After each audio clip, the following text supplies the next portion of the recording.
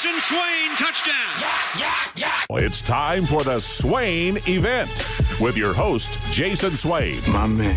Real sports talk for the real sports fan. All you chumps are gonna bow when I whoop him. It's time for the Swain Event, fueled by Dead End Barbecue. Get into his house and a red flag.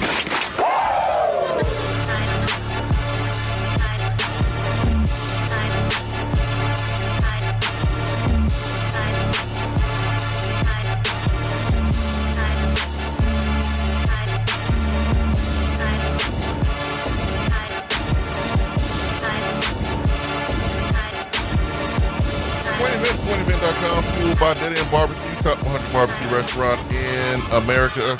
Our telephone number is 865-255-03. It is Tuesday. It's the best day of the week. It is college football game week. Let me say that again. It is college football game week. Oh, man. We made it, folks. But Tennessee's next weekend, but we made it to college football first weekend, or week 0 or 0.5, week 1, whatever you want to call it. Jason Swain here with you, live from the Low T Center studio. Swain Event, fueled by Dead End Barbecue. A couple ways you can interact with us during today's show. You can give us a call, 865-255-03. Or you can use the Betty Chevrolet text box. Really simple, really easy, right there on your Swain Event app. Comments, questions, throw them in there, and we will get to the best ones. I said the best ones. Neil Mafia. The best ones. Nelson from Jackson. The best ones. Good to have you with us this morning. Tennessee doing some things, ain't they? Tennessee is doing some things. What are those things? Tennessee beat Cruton. ABC, always beat Cruton. There was a call for action from this show to take it up another level, another notch. I need folks to pay attention. Did not say recruiting wasn't good, but there needed to be another level reached to achieve what we wanted to achieve, which is to really compete for championships. If you want to go to good bowl games and feel all warm and fuzzy about, an 8-4, 9-3 record or Orange Bowl appearance, that's great. You can do that. But if you want to swim in the deep waters with the Sharks, with Alabama and Georgia and Ohio State and compete for championships, then recruiting needed to take another step. And what did we get? We got exactly that. Over the last couple of months, Tennessee recruiting has hit another level. Right now, according to 24/7 Sports, 6th in the country overall. You can win with that. You can win with that, guys. 23 commitments. Half of those will be early enrollees, including your high-prized tackle, David Sanders Jr., 6'6", 290, almost 300. 300. Third overall player in the country. Number 1 tackle in the country. Number 1 player in the state of North Carolina. The Carolinas, South Carolina, North Carolina, main priority for this football staff. It's one thing to make it a priority. It's another thing to have success. That's what Tennessee has been doing. So you got your top-rated guy in the class, David Sanders Jr., early enrollee. You got your quarterback for the future, and George McIntyre as an early enrollee. That's important, folks. That's very, very important. I think Ben McKee from Go Vols 247, I think he would agree that that's very, very important when you're having your tackles, you're having your quarterbacks, you're having your high-priced players that you expect to contribute early. It's just important for them to be here early as possible. In this case, they'll be early enrollees. What's up, Ben McKee? What's up, Jason Swain? Man, just got back from your neck of the woods, from your hometown. Oh, that neck of the woods. I thought you were talking about the Fountain City area. No. I got back from Alabama a couple hours ago. So, but then I remembered that you never helped me move. You never come visit. couple hours ago, man. It was down in your hometown, your neck of the woods. Oh man, my hometown is Knoxville, Tennessee, where I was born. And went to classes with my father when he was enrolled at UT and in the ROTC program, and stopping Jade Graham on the sidewalk asking him to sign his student ticket because he wasn't going to be able to go to the game that upcoming weekend. Knoxville, Tennessee, my hometown, where I have lived more than anywhere else in my life, despite being an Army brat. So you pipe down, Pipsqueak, and go put on your Jake Fromm jersey this morning. You got it. I'll never do that. Couple things that has contributed to Tennessee's wins right now on the recruiting trail. Remember the conversation that we had about what it was going to take to be successful at the University of Tennessee. And with NIL and transfer portal coming to the mix, I remember it was said that truth tellers, the real will be exposed from the fake, or the fake will be exposed. You can't be a coach that's not genuine, because they'll sense that. The parents will sense it. They will not come here, or they will leave here. You can't trick them. You can't trick them with imposters as coaches. You can't do it. You can't trick them with folks that the job is too big for them, that when they win the game, they fall to their knees in tears. What is this? What y'all doing that here, Tennessee? Falling to your knees and crying over beating Georgia? That's what we supposed to do. This is Tennessee. Tennessee got themselves a coach that knows what it's like to operate big-time moments. He did it as a quarterback at Oklahoma, winning a championship. Now, Tennessee was his first big test as a head coach coming from Central Florida, but he has proven that he's the right dude for the job. And he's pretty cool when he wears his backwards hat at practice, which is my favorite. But, Ben, it wasn't just about the coach. It wasn't going to be just about the coach. To recruit at a high level, you had to have the infrastructure. You had to have the alignment. And you had to have money. Man, it feels good paying for players, don't it? It feels great being able to pay for players and out-recruit all the other schools that have been paying players for years. We all been paying players for years. It feels good to just finally talk about it and say, yeah, man, our bag is big as yours, if not bigger, and we got other stuff that we can offer, and they decided to come here to Tennessee. I said this on Josh and Swain. I'll shut up. Let you take the floor. Not only did Tennessee out-recruit the likes of Ohio State. I said Ohio State. I didn't say the Ohio State. I said Ohio State. Alabama. Because you got a flip from Jaden Harmon. Ain't nothing more than I love than a player from Alabama picking Tennessee. But, man, you take a player that was committed to Alabama and flip from Alabama to Tennessee, oh, man, that's lovely. So not only did you out-recruit Bama and Ohio State, I got another one for you, Ben.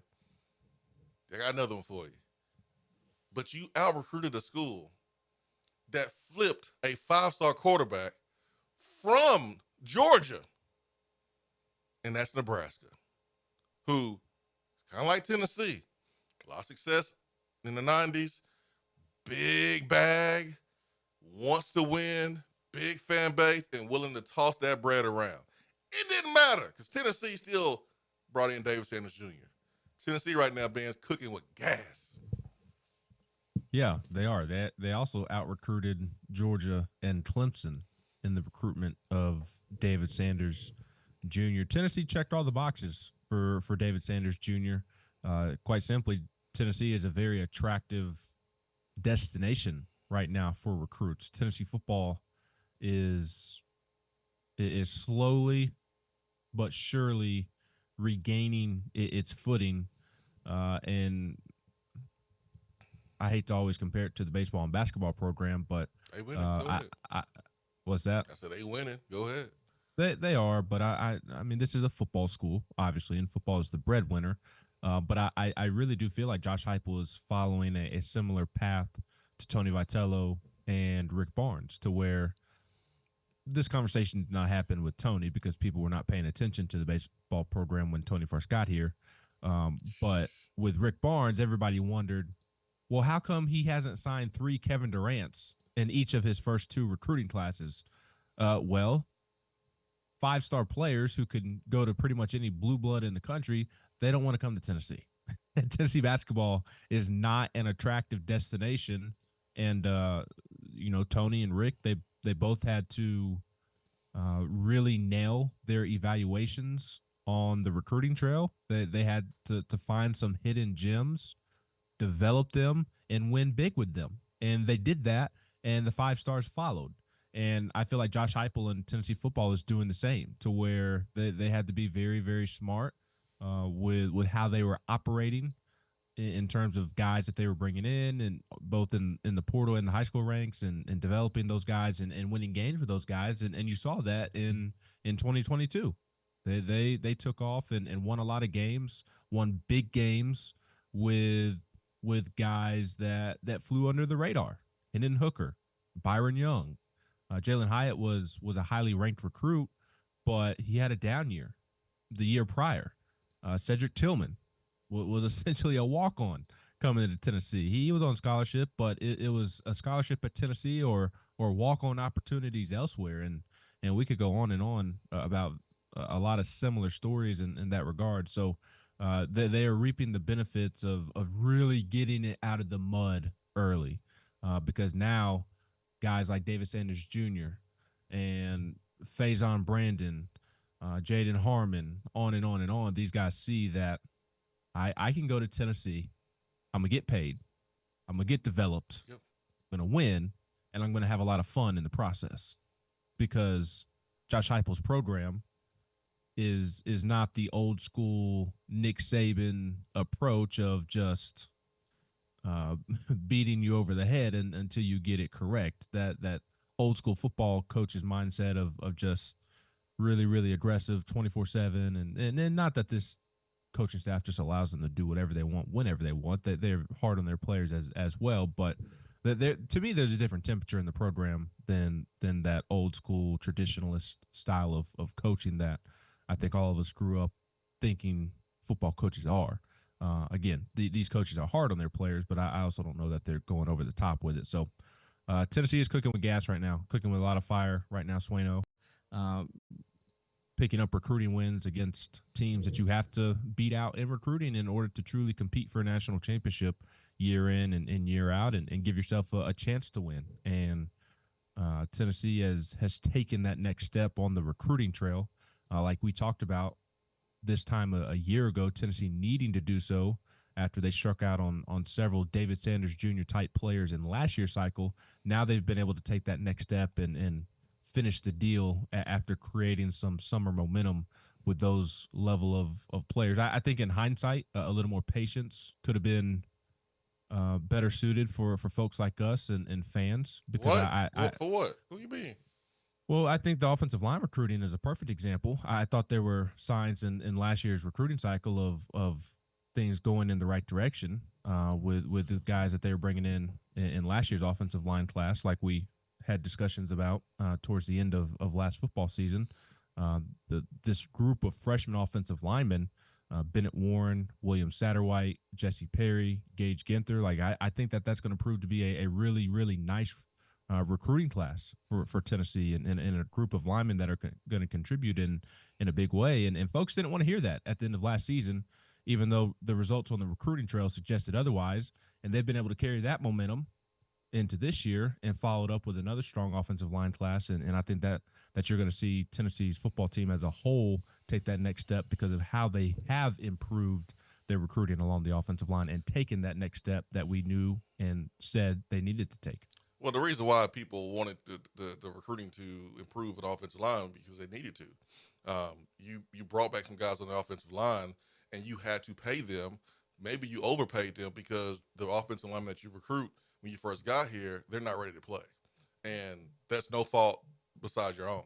And so you're right now in a good position with some of your starters. But if there was an injury at center, if there was an injury at tackle, then you're playing a former walk-on at tackle.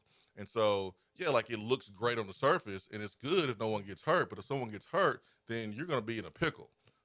You got some really good players coming in this class, and you brought in some really good offensive linemen in last year's class, but are they ready to play right now? The answer is no. So two things can be true. Tennessee needed to do a better job of recruiting offensive linemen and developing offensive linemen to have them ready. And in the last two classes, Tennessee has done a good job recruiting offensive linemen.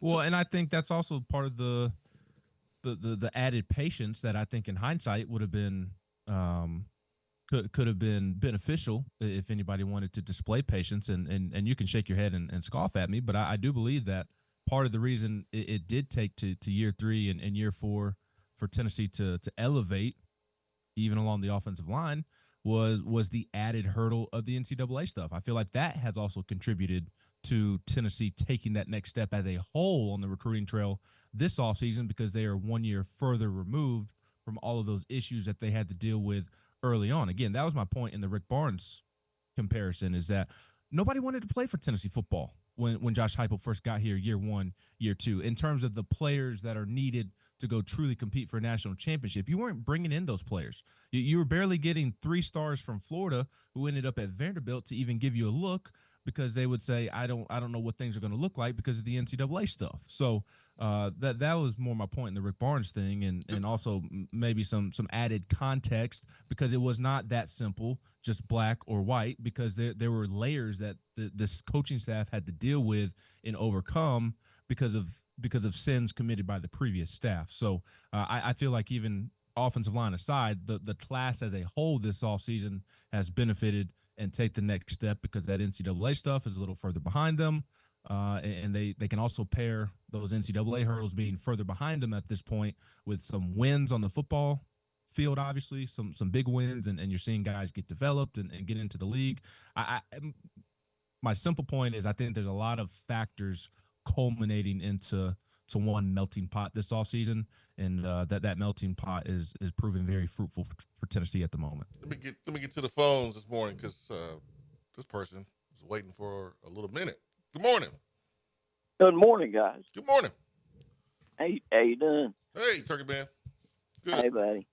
Hey, good to hear you guys this morning. Thanks for taking my call. Ben, before I forget it, I don't know if you watch Netflix much, but there's a documentary or true account of Yogi Berra, my favorite Yankee and my favorite player, number 8. One more. I will make sure I check that out, Turkey Man. I appreciate the recommendation. 10 championship rings as a player. It's really cool. Something that I noticed, and I think you guys have already kind of touched on it a little bit, but I think the success the baseball team had, and you've seen all the football coaches and basketball coaches and all the big wigs getting there, watching win a championship. I think it played into the recruiting hype going on right now more than a lot of people realize. I think that was put Tennessee on top or visual, kind of like Pat Summitt did when she was winning championships. You know, she carried a lot of recruiting through her success too. It's a package deal. We see this winning in so many different places, but I really think that the baseball and the fans enjoying and all that, trips to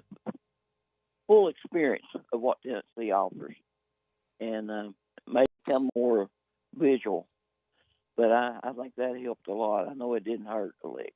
Didn't hurt. But I think it helped a lot. But I was wondering, we're getting what? How many recruits in 25? Where we at now? 23. Okay, with the 85, from 85 to whatever 100 something scholarship players, how many more can we sign? You can sign an unlimited amount. Essentially, you just have to make sure that you're under. I think it's what 105, Swain, 105, 110. I think you can sign. I don't know. Like if you happen to be losing like 40 seniors this year, then you can sign up to like 40 guys. I believe it's just you just got to make sure you're at that 105 number by the time. You just can't go over 105. So if you have a lot of players leaving in the offseason, you can sign as many as you want to fill that 105. If you don't have a lot of players leaving, then obviously you're not going to have a lot of room for guys. Last year COVID. Last year COVID. Last year COVID. Yes. Yep. I'll let you get on, guys. I just want to give a little insight there that I thought maybe a lot of people wasn't showing or talking that much about. I'll talk to you later. All right, Turkey Man. Thanks for the phone call. Yeah, like the winning that takes place with Tennessee baseball, I mean, it creates a great environment to take recruits. I mean, I remember when Carnell Tate was going to baseball games last year, the Ohio State receiver. There was a lot of excitement. But understand, Turkey Man, Tennessee just didn't start recruiting David Sanders during Tennessee's baseball championship run. I mean, this was a process that dates back to, last year. I mean, months and months and months. I mean, all the visits that David Sanders took to Knoxville, all the phone calls, all the time spent with David Sanders. This goes back to, his junior season. So you don't just start recruiting a top player. The end of their junior season, their summer going into their senior season, and think you're going to get them. Like you got to be at the beginning of the junior season, if not sophomore season, to build that relationship. So, again, like Tennessee started the trend for David Sanders Jr. before baseball season started, like those winter months, January or so. Like that's when Tennessee started to trend for David Sanders Jr. There's no doubt that Tennessee baseball has helped Tennessee athletics brand and the University of Tennessee itself, because it's something that Josh Heupel, Rick Barnes, and so many others on campus have talked about. It's just the logo, the Power T is just out there more, and that's obviously always a good thing. The Swain Event logo being everywhere year round would be a great thing as well. It helps more people see the brand, so it helps it in that regard. But it's not, and I don't think that Turkey Man was insinuating that David Sanders Jr. picked Tennessee because Tennessee baseball won a national championship. But Tennessee football put in a lot of work to make sure that they were going to land David Sanders Jr. Faison Brandon goes back to last year when he camped well before baseball played. So Tennessee baseball certainly helped by keeping that Power T brand out there constantly throughout the year and kind of putting it in the face of everybody, especially on social media when they won, with how fans were reacting. But Tennessee football has been putting in a lot of great work on the recruiting trail really since last football season with now they're seniors, but at the time they were juniors. April the 1st, 2022, according to 247 Sports, is when Tennessee offered David Sanders.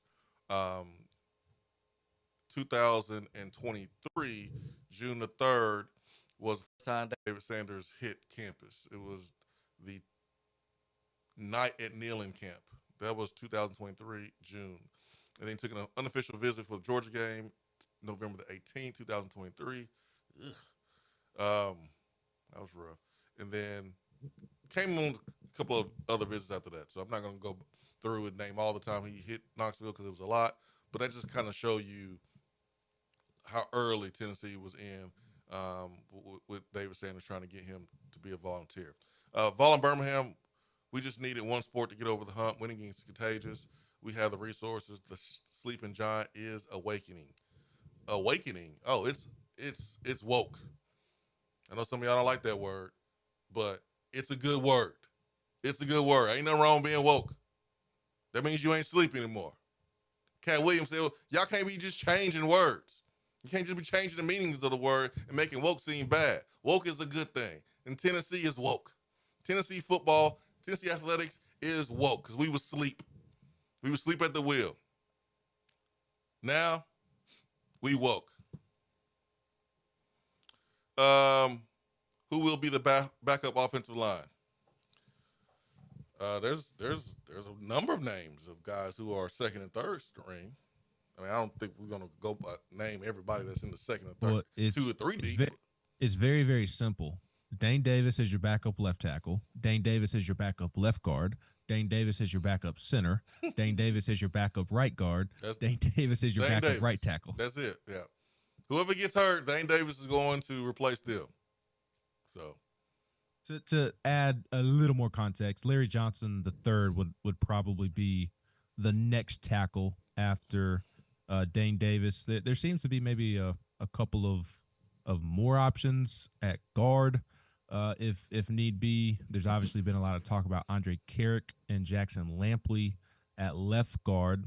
I would imagine that either of those two, if they are not starting, they could slide over and play right guard if something were to happen to Spraggins or if Dane Davis was playing elsewhere. I thought it was very interesting yesterday when Josh Heupel was speaking to the media. Storyline number one was that Heupel reluctantly admitted while bantering with reporters that Cam Seldon has been cleared for contact, that he is full go and has been practicing the last couple of days. White jersey? He said he was cleared for contact, so I would imagine that means no red jerseys for non-contact. I said it yesterday. Josh Heupel's slick. He real slick. I appreciate Josh Heupel's slickness.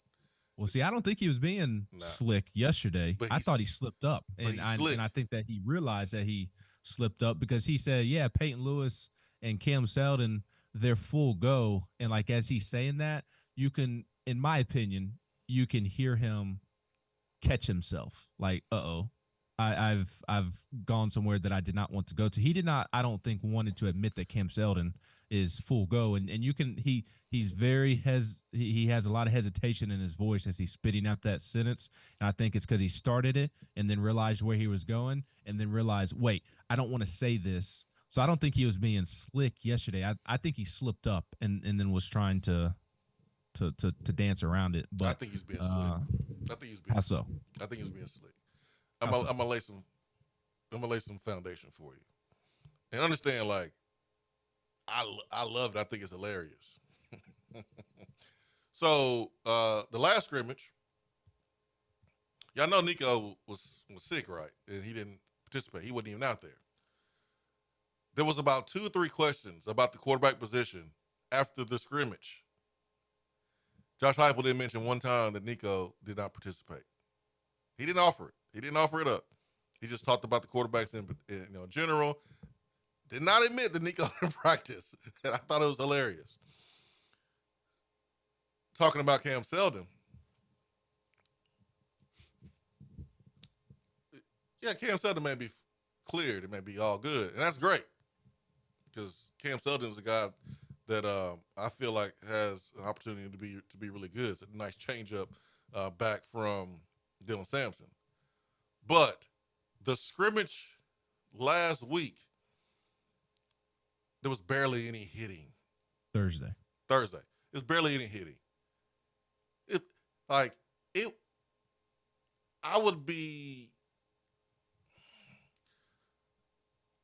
wouldn't even call it thud because did they have flags on?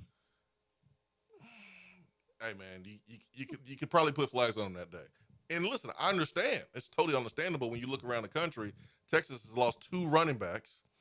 You got Missouri losing a really good defender. I mean, there's so many players that have been lost for the season in fall camp. So it's understandable. It's what you should do. You should back off and take care of your players.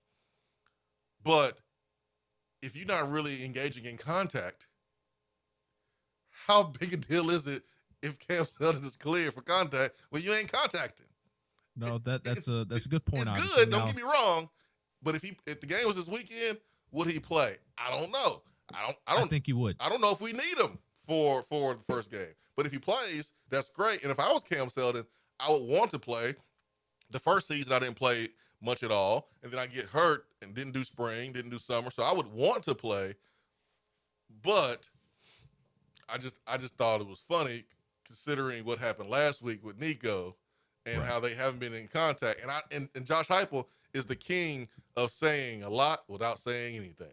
Yes, that He's is king, that man. It is awesome. It's funny to me when he does it. It is for sure. I do feel like, from my perspective, and sitting in there, I feel like we, the media, did a poor job on Thursday of asking Heupel directly whether or not Heupel or whether or not Nico participated, because it was known before he walked in there by at least a couple of us there sitting in the press conference that Nico had not practiced and that he had the stomach bug.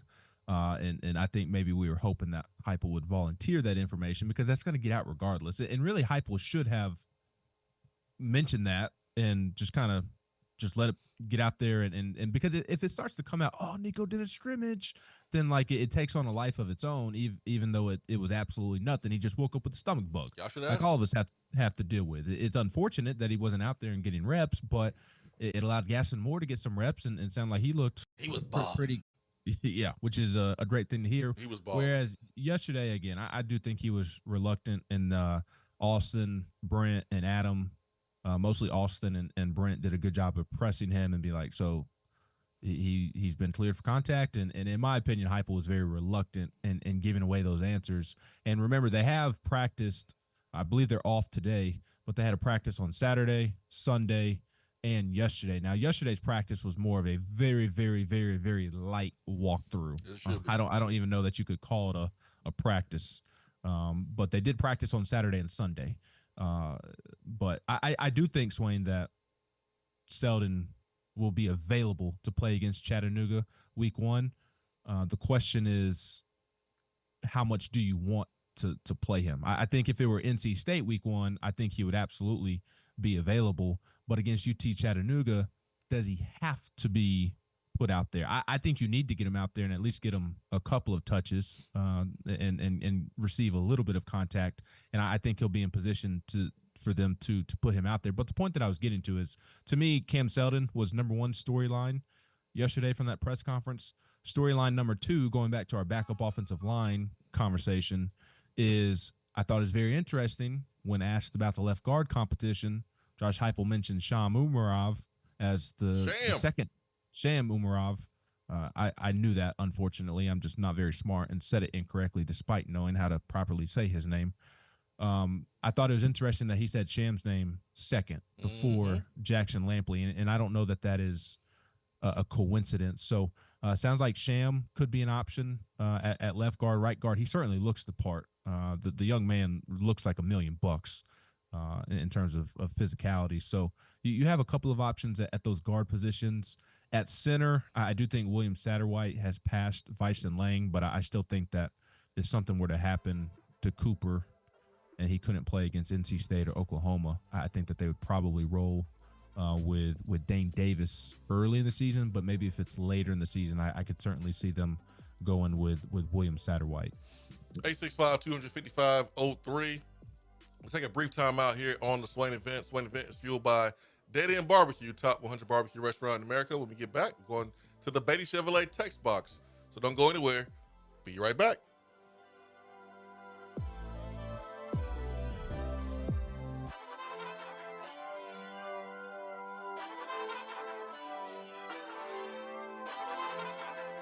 You're listening to the Swain Event. You don't say. Fueled by Dead End Barbecue.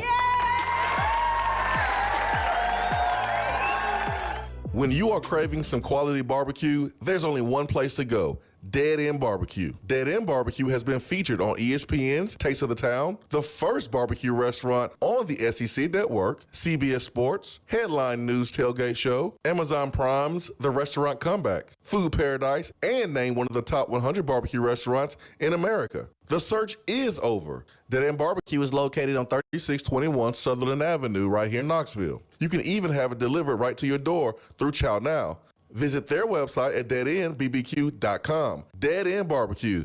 The search is over. Hey, Vol Nation. This is Charlie Pratt, financial representative with Modern Woodman and MWA Financial Services. Modern Woodman has been touching lives and securing futures for 140 years. Being born and raised here in East Tennessee, I'm honored to help East Tennesseans in all phases of life with retirement planning, investments, and life insurance. A big win on Saturday starts with preparation early in the week. A secure financial future starts with planning today. Contact my office today at 865-919-6468 to review your financial plan and make sure you are on track for success. As always, go Vols. Registered representative and investment advisor, representative offering securities and advisory services through NWA Financial Services, Inc., a wholly owned subsidiary of Modern Woodman of America, member of FINCRA, SIPC. Good morning, Swain Event fam. America's College Sports Town has everything you could want in a lifestyle. You want a cottage home in town or a downtown condo, or maybe you're looking for a home with a pool or a lake property. Well, whatever you want, the Knoxville area has it, and I'm ready to assist when it's time to find what you're looking for. So give me a call, Jennifer Morris, 865-694-5904, or email me at jennifermorris865@gmail.com, and check out my website at nextmovesmokymountains.com. Go Vols!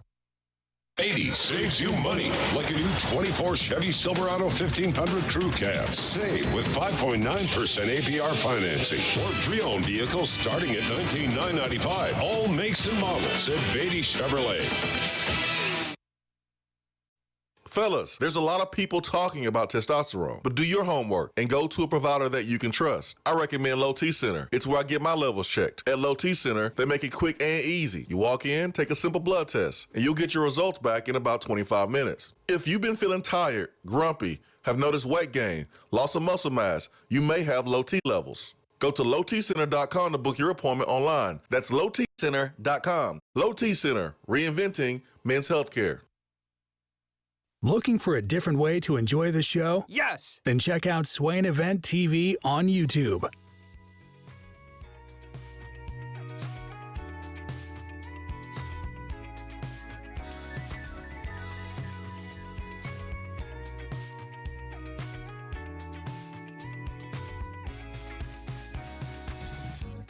Also, ladies and gentlemen, Low T Center is offering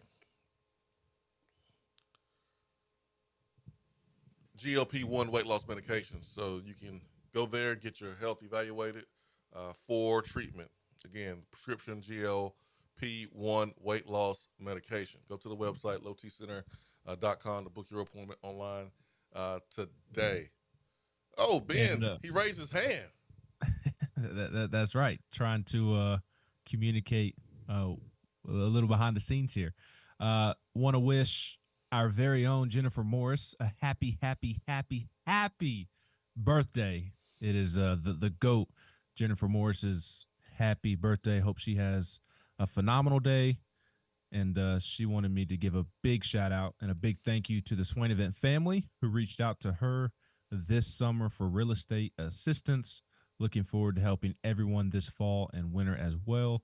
Call her if you need her. And I, of course, always highly recommend Jennifer. She is phenomenal.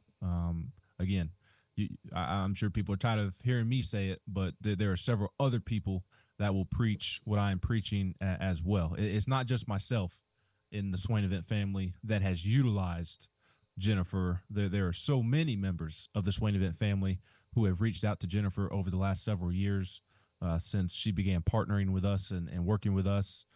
Just numerous people who have found new homes, sold their homes because of Jennifer's assistance, and Lord knows she's had thousands of other conversations in the process as well. So truly, if you're looking for real estate assistance in the Knoxville area, there is nobody better than Jennifer Morris, not only because of her ability to simply do her job, but because of the passion that she has to help people. That is her best trait. She is phenomenal at her job. Don't get me wrong, but her compassion and willing to help people is what sets her apart from anybody else. It's not a business transaction for her. It is all about serving others and helping others. She cares far more about helping you and your family than simply making some money off of finding you a home or selling your home. So please reach out to Jennifer. You will not regret it. I guarantee it. Going to the text box, the Beatty Chevrolet text box, Bulldog Brian asks, Swain has a Jake Fromm jersey? LOL.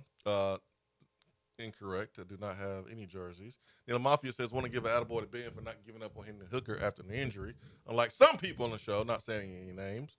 So I guess that's Neil Mafia's way to say that I gave up on Hendon because of his injury, which is not factually correct. Last show, we talked about Hendon splitting second-team reps and how that was a concern. And if anyone knows about splitting reps with someone, that means you don't have the job. If you're splitting reps with somebody, you don't have the job. And so the fact that he was splitting second-team reps meant he didn't lock down the second quarterback position. And his performance against Kansas City certainly helped with that, coming off the concussion. If he had that second job already locked down, maybe he doesn't have to play, but maybe he felt the pressure of playing, which doesn't really matter. All that matters is he had a really good performance. And so that was really, really good. That should silence some critics about Hendon Hooker's ability to pass the ball from the pocket and solidify that second spot at quarterback. Yeah, the Lions media, again, I said it last show, Colton Pouncey, I follow him so I can keep up with Hendon. He is advocating for Hendon to start the final preseason game and thinks that with his performance against the Chiefs this past weekend, did have a bad fumble at the mesh point on one of the read options with the running back, and that can be tricky at times to diagnose blame because technically both are involved, but it didn't seem like Hendon had the ball not in the correct area at the mesh point. It looked like it was more at his shoulder pad of the running back, and that resulted in a fumble with the game on the line, quite frankly, and the Lions defense, even for a preseason game, was able to get a stop, and then Hendon was able to get the Lions in field goal range for a game-winning kick. But Colton Pouncey there of The Athletic, who covers the Lions, said coming out of that he's your QB2 definitively, and should receive the opportunity to start the final preseason game just for the sake of receiving more reps. So he's not going to overtake Jared Goff for the job. I'm fascinated to see what Goff's long-term future in Detroit looks like. I mean, at this point, why would the Lions not ride with Jared Goff? But can Hendon continue to elevate his game to where he can give the Lions something to think about? And even if the Lions choose to ride with Goff for the next 5 to 10 years or whatever, then can Hendon continue to position himself to where the Lions deal Hendon, and Hendon sets himself up to be a starter elsewhere in the league? And again, I've always agreed with Swain. Like, Hendon was not in a advantageous situation entering camp, this camp, as it pertains to showing signs of being a franchise quarterback. Swain and I always agreed on that. I was just a little thrown off by the Jake Fromm stuff. That's where Swain and I were going a little bit back and forth last week. So that got a little overblown out of proportion. And it was more fun than anything else. But it was really cool to see Hendon have some success this weekend. I tell you what, it's been a fun preseason for former Tennessee quarterbacks. I mean, Dobbs has looked phenomenal for the 49ers, doing what Dobbs does. Joe has looked better more than he has looked poor. There's been a couple of throws that he's gotten lucky on, but I thought he's shown. I've been able to watch every snap that he's taken this preseason. I think he's shown great command of the offense. And if I'm being honest, that was always my biggest criticism of him at Tennessee, is I didn't feel like he had a great grasp of the offense.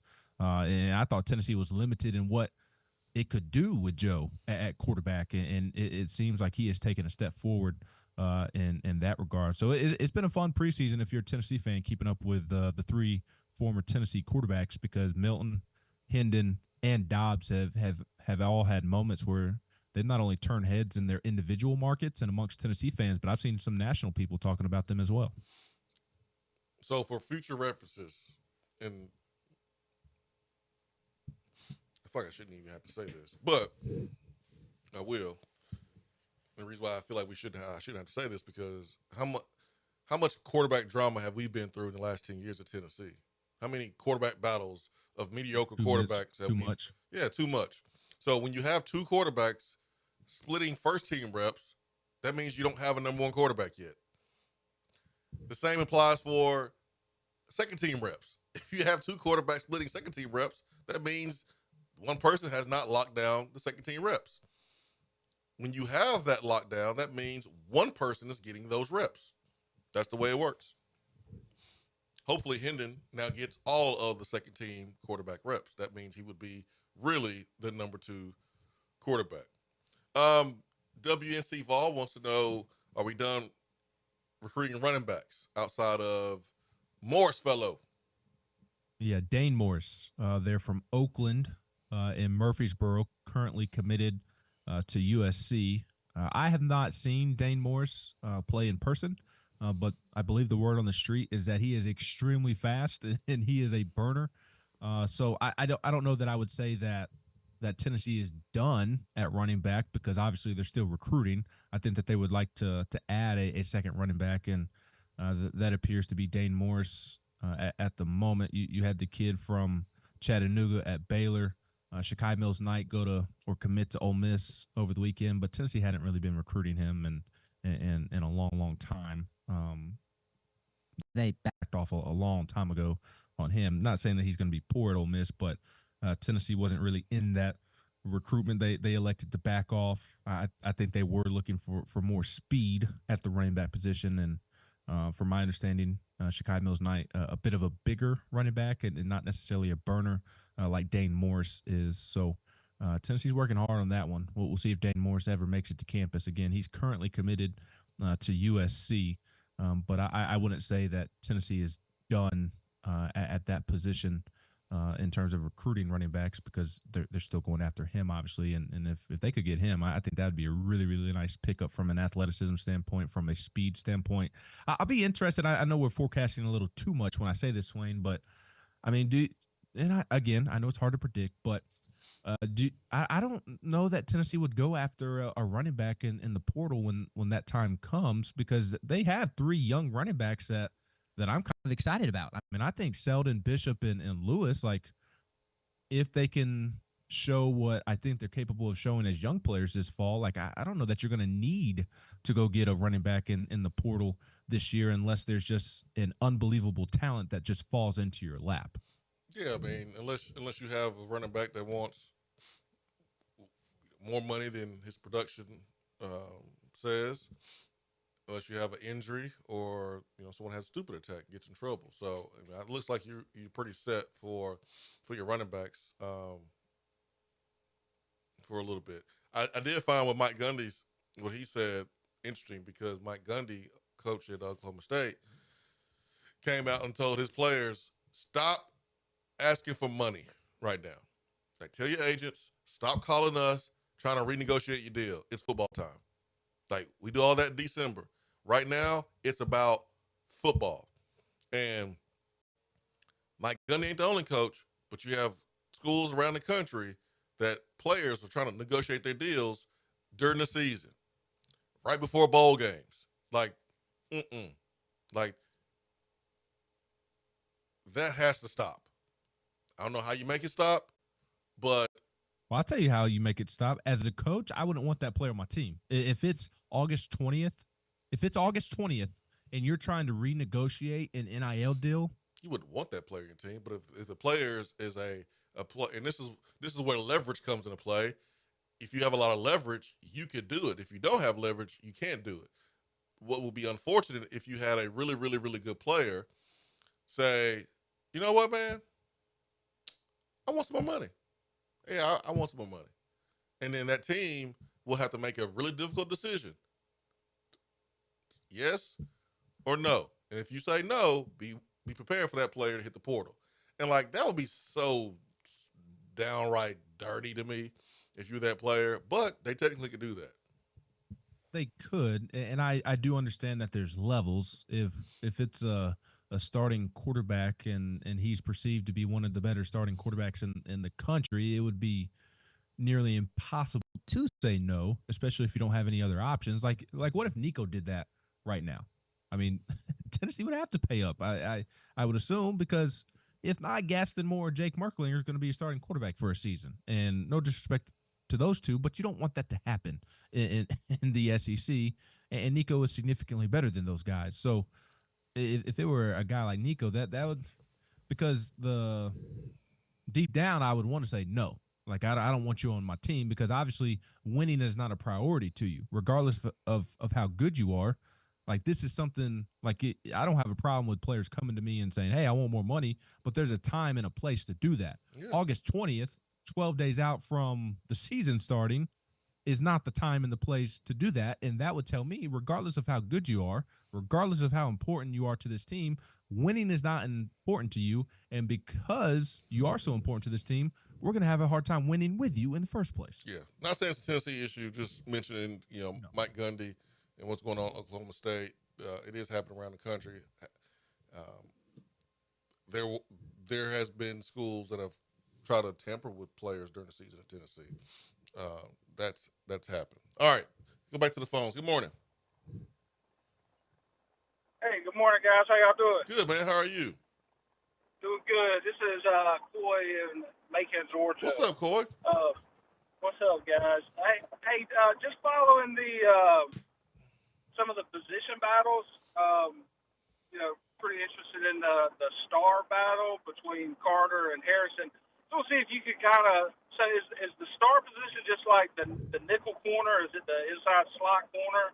I was wondering about that, and I've heard him talk about, some of the reads and stuff that you'd have to make at the line. I was wondering if you could kind of educate me a little bit more on what that involves, what they're looking for at the line, why it's maybe a little more tougher position for, a younger player to have to, or just what you're looking for, what you have to know at the line. Yeah, for sure, Cole. I got you, man. Hey, thank you for the phone call, my man.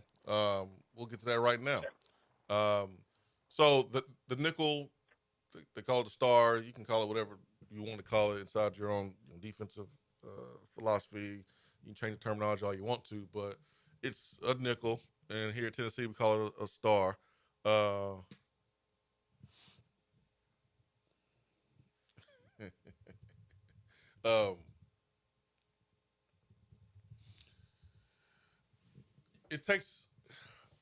It's harder for younger players to play that position because there's no natural boundary at nickel.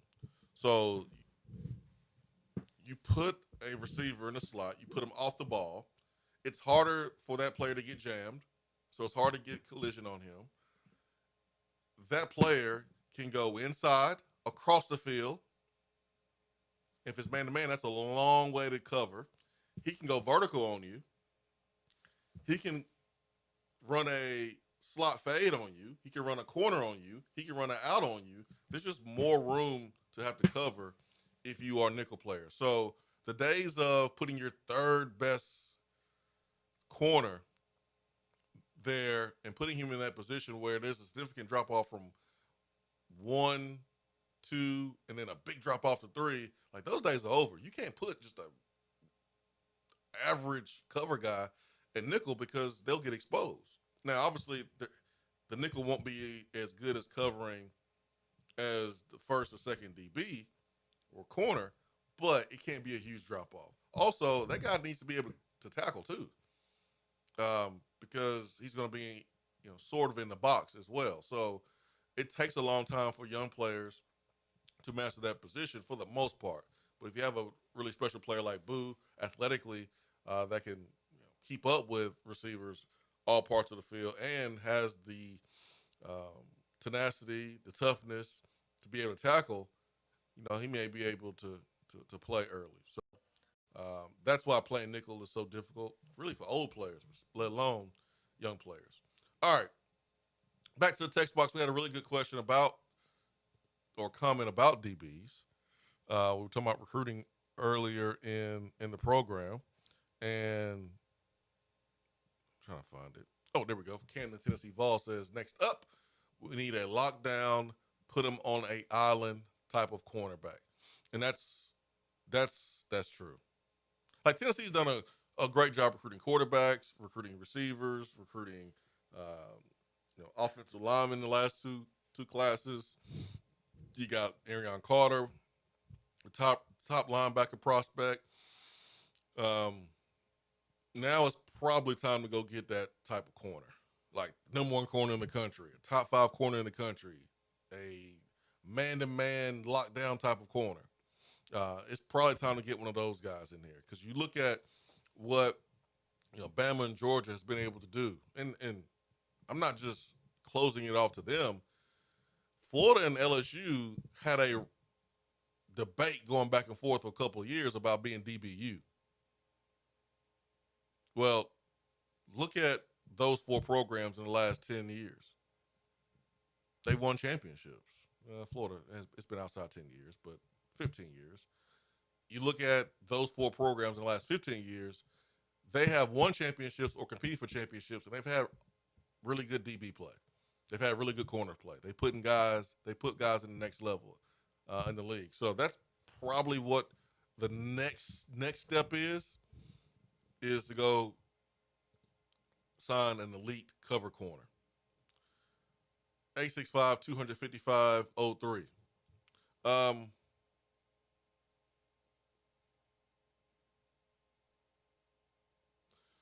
ATL VFL, with our good pass rush, what plays will teams try to counter that with? Slant screens, or is that covered by star? Well, you're going to see a lot of quick hitting plays. You're going to see some screens. You're going to see that. But the thing about screens, those are best run versus the blitz. So, like, if we're getting pressure on the quarterback with 4 and you run a screen, we still got 7 dudes that can make a play. And we got guys who can run on the front that can peel back and walk down a running back.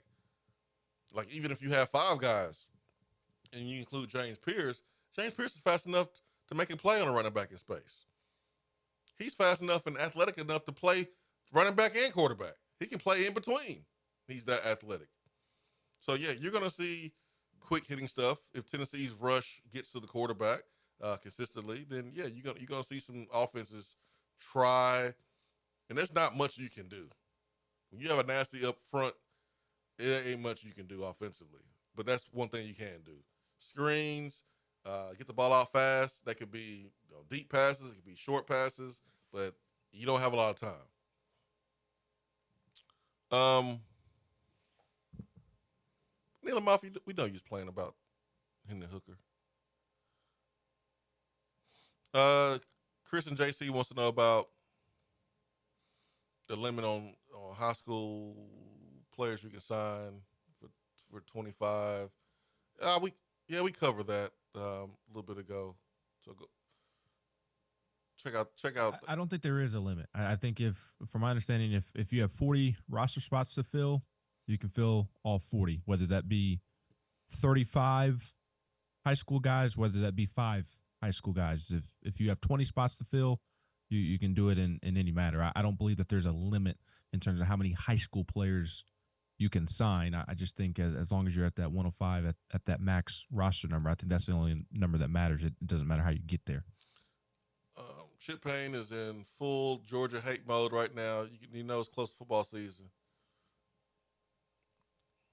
We really ain't bring up Georgia that much, and Chip is full Georgia hate. You know Chip lives around a bunch of Georgia fans. He also said, do you remember the time that Central Florida fans said the Heupel doesn't recruit?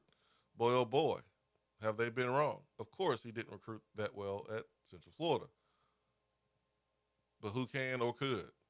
Yeah, Gus Malzahn did a pretty good job recruiting at Auburn, but he ain't recruiting the same at Central Florida. So you recruit to a place, but you also recruit as a person. People want to play for you, but they also want to play for you at a certain place. So, like, I'm pretty sure there's some top recruits that Central Florida was recruiting, and those recruits were like, yeah, man, I really like Heupel and the staff, but I can't go Central Florida, coach. Come on, man. Like, if you were somewhere else, I would go with you, but I can't do Central Florida. Now, those players coming to Tennessee. All right, let's go back to the phones, 865-255-03. Good morning. Hey, good morning, guys. What's up? This is Mike in Congress. Mike, yeah, what's I up? am. I am in full Georgia hate mode. Hey, talk about living a little too close to Athens. Anyway, what I called about, there's a couple things that came up just listening to you guys that I've been meaning to ask about. One is Jordan Matthews. You mentioned LSU, DBU, and I was thinking about that when his name started emerging a little bit this camp, and he's out of Baton Rouge, right? Yeah, he's from Louisiana. And he was a 4-star. I mean, he's like a 6'2" guy with track speed. I mean, he seems like the kind of guy that LSU would have recruited. I'm kind of curious if they passed on him or if we actually beat LSU for him, because he seems like, quite a talent, kind of the athletic guy we're looking for back there. He's still young, but I mean, if he's a second-year guy, maybe he'll make some noise this year. I'd like to think so. I like him. I like his game. I thought he's had a good camp. I think he is right there behind McCoy and Gibson. I think he's right there. That's good to hear, and that's good to hear because I mean he's certainly, on paper got the athletic traits you want to see back there. That kind of length and speed. I mean, that's pretty awesome. Speaking about the. I was listening to the Chris Brazzell interview from a few days ago, and Ben, you may have been in that interview. I'm not sure. I couldn't really hear all the questioners, but it was interesting when the portion where he talked about, someone asked him about, who are the toughest guys to, the defenders to go up against. He immediately went to Ricky Simpson first and said he's real physical. He'll try to get you to the sideline. Then he said, Gibson, I'm sorry, yeah. And said Jamad McCoy is real athletic. He's a finesse guy. I assume that by that, does he mean that he's going to just stick to you like glue? I mean, is that what he was referring to with Jamad McCoy? Finesse and athleticism? I would say that he has really good ball skills and that he can go get balls too. Like last year you had Gabe Giuliani that was a really good technician and put himself in good position, but he wasn't as athletic as Jamad McCoy. You throw the ball up, Gabe Giuliani might try to keep you from catching it. McCoy will catch it. Like, he going to jump up and catch it too. I think that's the difference. Okay. Well, so that's the finesse and athleticism part. And then he mentions, last but not least, Jalen McMurray, I believe, isn't he the Temple transfer? Yes. And he mentioned him as being a real smart guy, studies film, he knows your tendencies. You got to beat him at the top of the route tree. So what I was going to ask you, Swain, is what exactly does that mean when you say beat him at the top of the route? What is the top of the route tree? Is that the beginning, the end? I mean, what exactly was you referring to? I'm going to go ahead and hang up and just listen. Good question.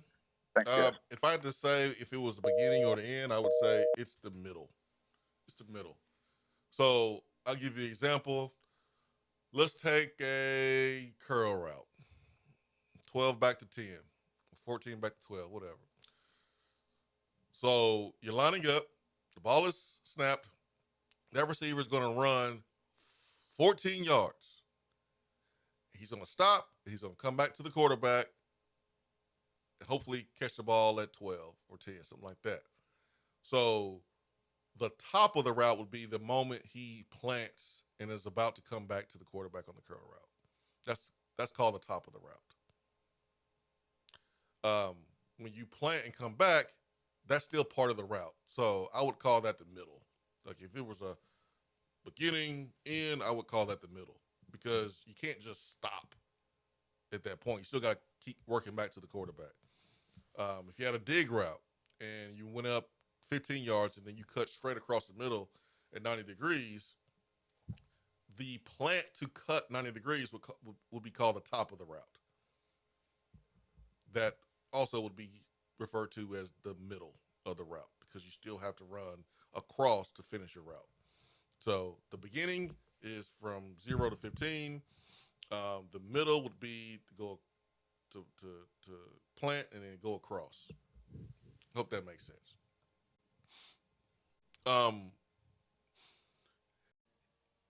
If a player is talk about your game and they're like mentioning how well you study film, that doesn't mean that they are athletically able to guard you. Like if someone was interviewing a DB that I went up against every day, and that DB was like, man, that's, Swain's really, he knows my tendencies. He watches film.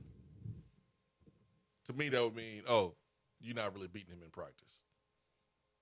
You ain't really beating him. If a guy was giving me a hard time, I would say, he's athletic. He's really good with ball skills. He can run. You can tell that Chris Brazzell is beating Jalen McMurray in practice at 101s. He ain't beating McCoy like that because McCoy's a little bit better. That's why McCoy's number one, and Jay McMurray is not number one. That's how I look at it. All right, Ben, I'm going to go back to the phones. Is that okay? Your world. I'm just living in it. Yeah, right. Good morning. Swain, good morning, brother. What's up, Jay? What's up, man? Y'all was talking about the receivers, Swain. Do you expect our receivers to? I know the quarterback last year was, that played a part in it. But do you expect our receivers to have more production this year? Yep. You do. They We're better. going to be. I think the thing we were missing was just that deep threat. We just didn't have that. Jalen Hyatt was just kind of a deep threat on steroids with his speed, but I hope that we have that deep threat this year that we have to get the vertical passing game going. I mean, you had guys that could run, Jay. I mean, like Squirrel can run, Nimrod can run, like Thornton can run. Uh-huh. I mean, you had Thornton on a slot fade versus Florida. Yeah. Hell of a catch, hell of a throw by Joe. You had Brew catch some deep passes against Florida. You had Squirrel that was setting up to run a slot fade.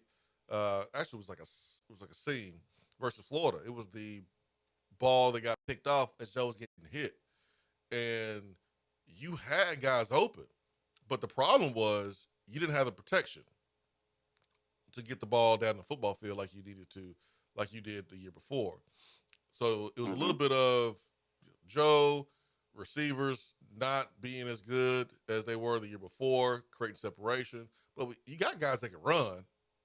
Like, I don't think speed is the issue. You didn't have the best balls thrown, and you didn't have the protection. We need guys that can make something happen after the catch. Like, that's what we need more of. Mm-hmm. Well, Thornton seemed to be coming into his own before he got hurt. What do you expect from him? Do you think a better year for him is on the table? Jay, it couldn't be any worse than it was last year. I mean, I'm just calling spade a spade, and I'm saying it because I talk to Thornton, I check up on him, I make sure he's good. I give him advice. He was bad last year. He knows it. Yeah. If he doesn't, no one's being honest with him. Your job as a receiver is to catch the ball. He had more drops than catches. And so when he was put on the outside, he was more comfortable. And, dude, he was the best receiver for us against Missouri. So I think outside is a more comfortable place for him. I think he was pressing too much. I think once he calms down, he's going to be a good player for us. But he just needs to calm down and go make plays. And, hey, it's a good thing that he wants to be so good. But sometimes you can be so tense and press so much, and it can affect you. So I anticipate a really bounce-back year for him. Will it be the same bounce-back year that Hyde had? I don't know. But Hyde was bad the year before. He had his breakout year, too. Yeah. Swain, do you think we're going to, or did you feel like we attacked the middle of the field last year? No. Like we should have? Do you think we'll see that more, or do you think that was because maybe they didn't trust Joe across the middle? What do you think about that? Fix your face, Ben. Fix your face.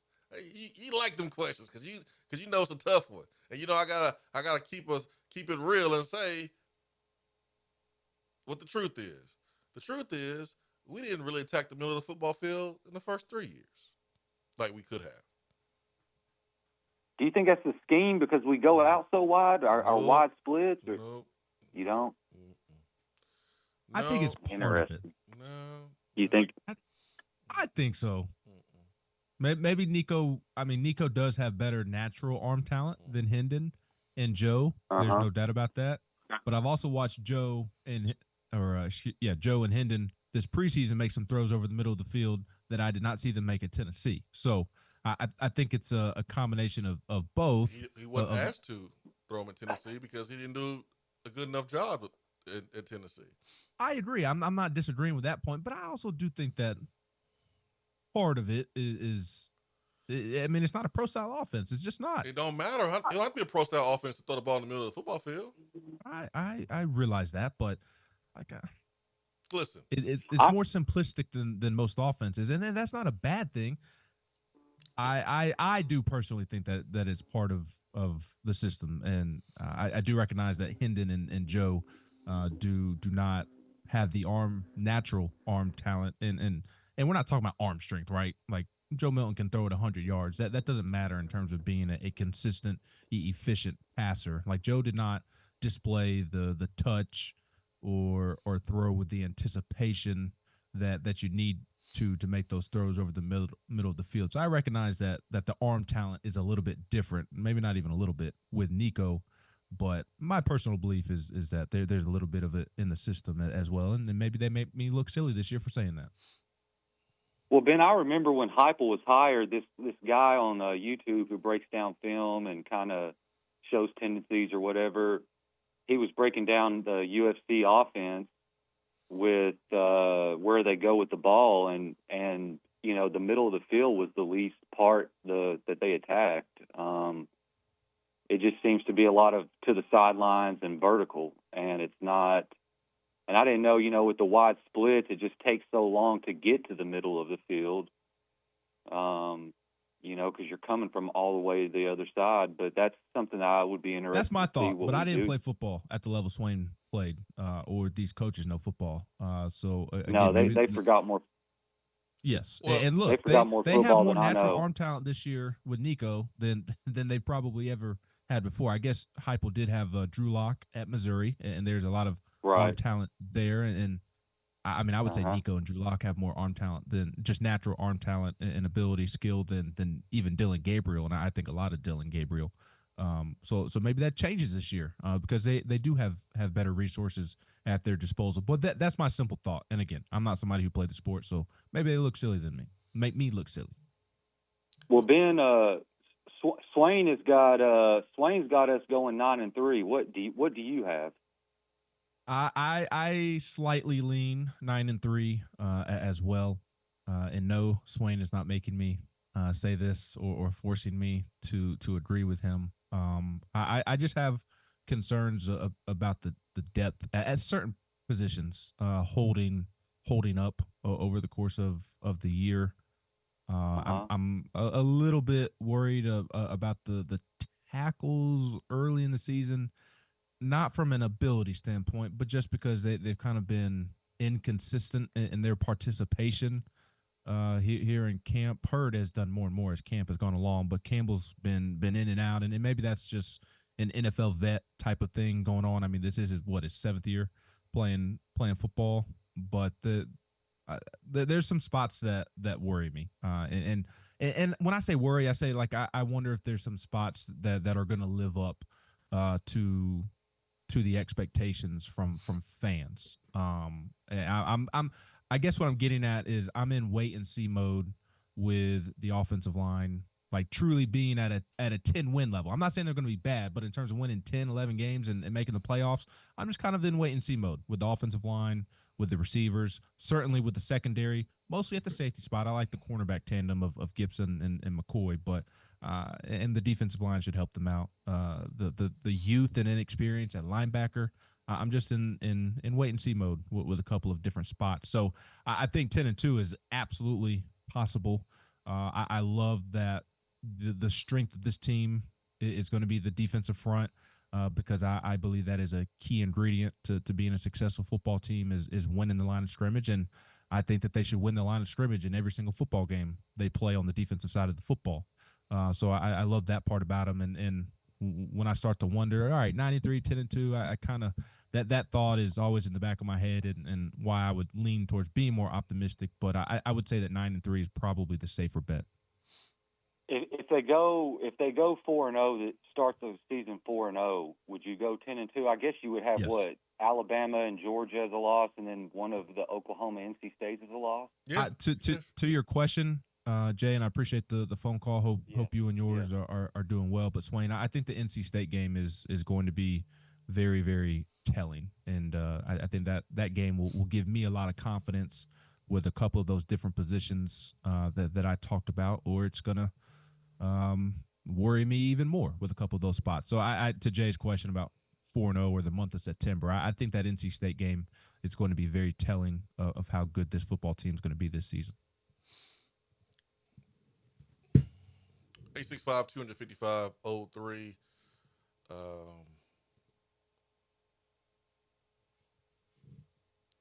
The conversation about the passing game, we have to understand that the passing game is just not about the receivers. The receivers line up wide, and there's times with the tight end line up wide too, but tight end has the middle of the football field to work.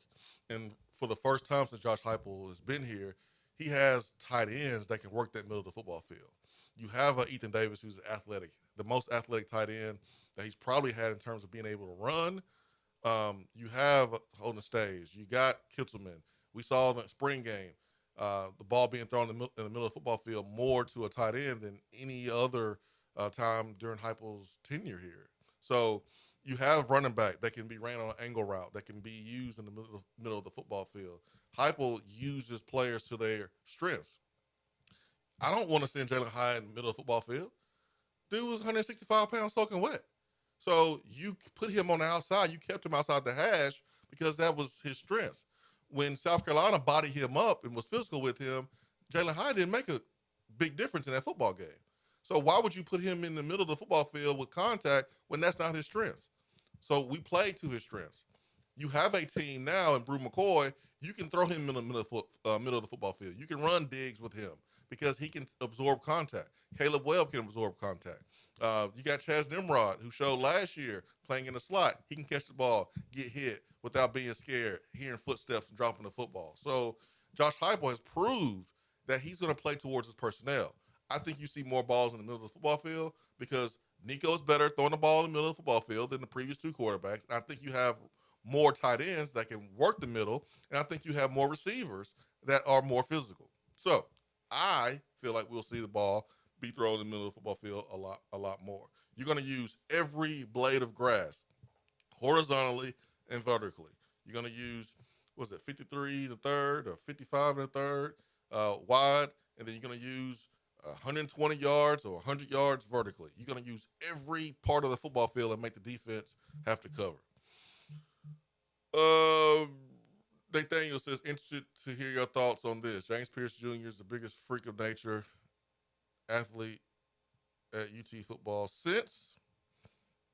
My answer would be CP or Eric Berry. I think Pierce is even more of a freak than them. So maybe someone in the 90s or even Reggie White.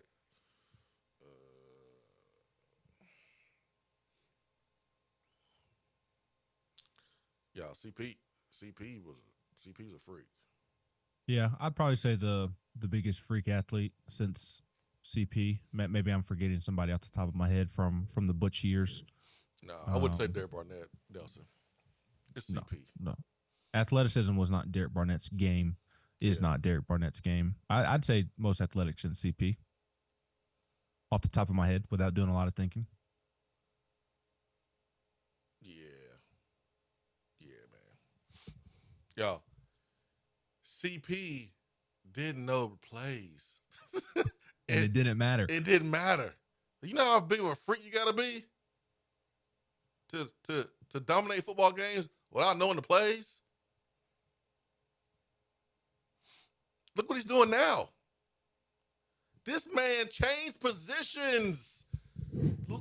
Look at me. He changed positions in the NFL and became a starting running back for two teams. That's freaky. That's freaky. That is Jodeci level freaky. That's freaky right there.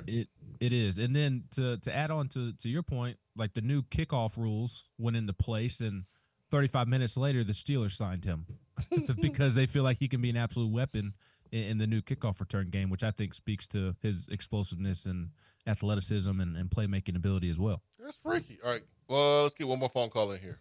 Good morning. Hey, good morning. I hope you don't mind me calling back again. You just reminded me of a question I've been meaning to ask in a while. Go for it. Recently. So we got two players that potentially could be Heisman candidates.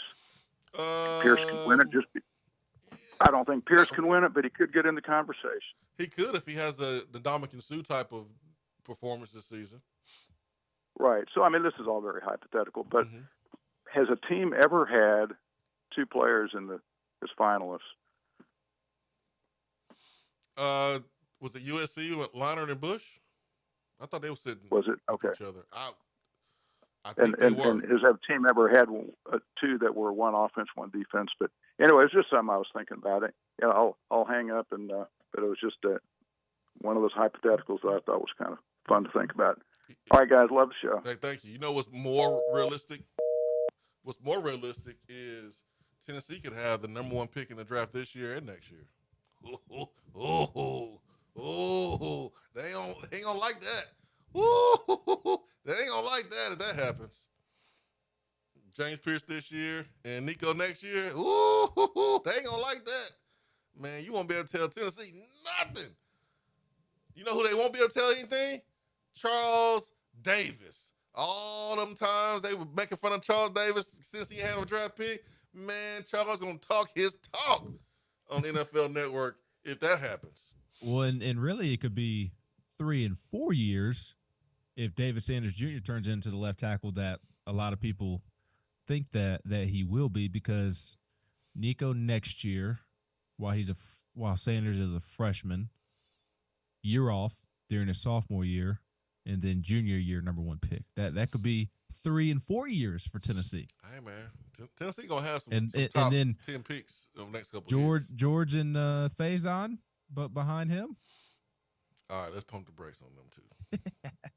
we talking 5 out of 6 here? 4 out of 5? Yeah, let's pump the brakes. We're not gonna pump the brakes on telling you about Hiller though, because they have their back to school special for the parents. It's a celebration to send those kids back to school. You can leave the homework though to Hiller. This month you can enjoy savings like a drain cleaning special of $99. Just $99 for drain cleaning. Also, high efficiency HVAC systems are $500 off. Also, new tankless water heaters, $500 off. Whole home generators, $1,000 off. Visit the website happyhiller.com for more details. Happy you'll be, or the service is free. Let's check out what on the text box here. Nathaniel says CP was definitely the first person I thought of. Dude was unreal here, and he's balling out in the NFL as a running back right now. He's special. Nelson from Jackson, misunderstood. His bad. All good. Will we ever see the running back position go away in college football? You just don't see a lot of 5-star running backs getting recruited out of high school. It's not going to go away. There's a need for 5-star running backs. There's a need for really good backs. Not as much now as 5 or 10 years ago, but you don't think having a good running back matters? It absolutely matters. You still have to be able to run the football in football to win games. The difference is a lot of front office people now at both levels just believe that that position is interchangeable and easy to replace, quite frankly. A lot of people in football just feel like you can – what's that? Easier than before to replace. Easier than a lot of positions, which is why the position is not valued like it once was. There's not man, unless I'm looking at this wrong, there is not one 5-star running back on 247 for the year 2025.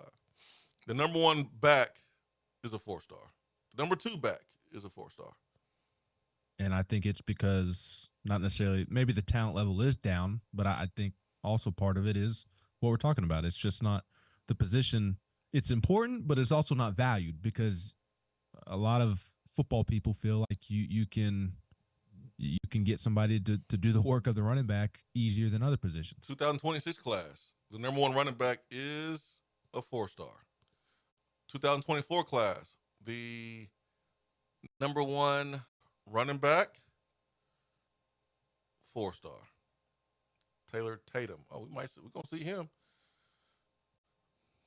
with Oklahoma. My goodness, when's the last time there was a 5-star running back? Was it Branson Robinson?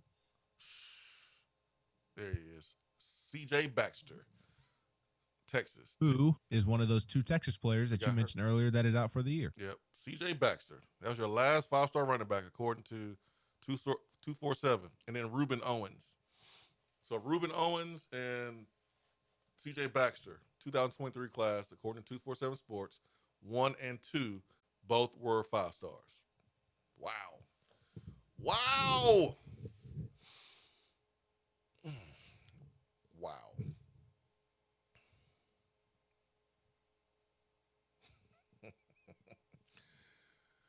Brown Hunsucker says, if Pierce and Nico go back to back number 1, I'm going to need Charles Davis to dance around the stage like Jangalang in the movie Life. Haven't heard a ton about Peyton Lewis. There just haven't been a lot of talk about running backs. But when there has been talk about running backs, I think Peyton Lewis has been talked about, him and Deshaun Bishop. What can we expect from him this year, and how could he develop in the future? How could he develop? Dude's powerful. Dude's shifty. Fast, too. Fast. He got a Darrell chance. Sims talked about him last week when he met with the media and talked about how he has that breakaway speed. You saw, if you're on social media, you saw the clip that Tennessee football put out last week asking all the players who the fastest player on NCAA football is, and Peyton Lewis was the answer. There were a couple of people who, several players picked Squirrel and were surprised that it was not Squirrel, but Peyton Lewis was like their second answer there. So he's somebody that can take it to the house, and he's somebody that also can put the moves on you and not afraid to stick his face in the fan. I think he's going. I'll be curious to see if the inexperience bites them behind Sampson this year, Swain. But in terms of looking ahead to the next 2 seasons at that position, I really like the trio of Bishop, Selden, and Lewis there. Yep. 100%, man. 100%. All right. We got one more show until college football. I know I'm ready. I know you're going to be watching all the Pac-12,